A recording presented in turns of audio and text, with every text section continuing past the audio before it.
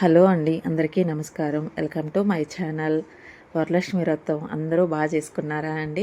వరలక్ష్మి వ్రతం పూజ అంతా అయిపోయిన తర్వాత నేను ఇది సండే రోజు మొత్తం తీసేస్తున్నానండి.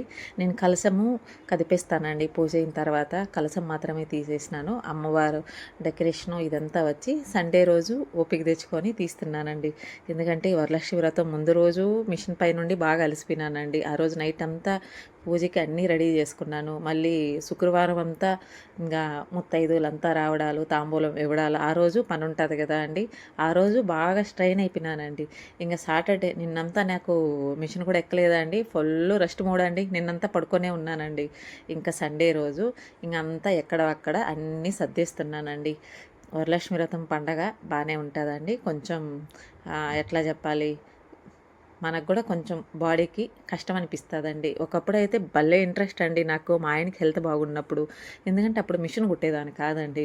అమ్మవారి మీదే ఎక్కువ ఫోకస్ చేసేదాన్ని. ఒక వారం నుంచే అరే వరలక్ష్మి వ్రతం వస్తుంది వస్తుందని. కానీ ఈసారి ఒక్కరోజు ముందే స్టార్ట్ చేసినానండి నేను. అయినా కానీ బాగా చక్కగా అమ్మవారు బాగా కుదిరిందండి. మనసుకు తృప్తిగా హ్యాపీగా అనిపించిందండి. ఇంక చూడండి, సండే రోజు మొత్తం ఎక్కడెక్కడ సర్దడం మొదలుపెట్టినానండి. లాస్ట్ ఫినిషింగ్ టచ్ మా ఆయనండి.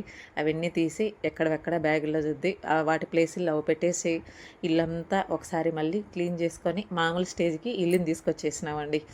ఎలా చేసుకున్నారండి మీరందరూ వరలక్ష్మి వ్రతము? ఒక చిన్న కామెంట్ పెట్టండి.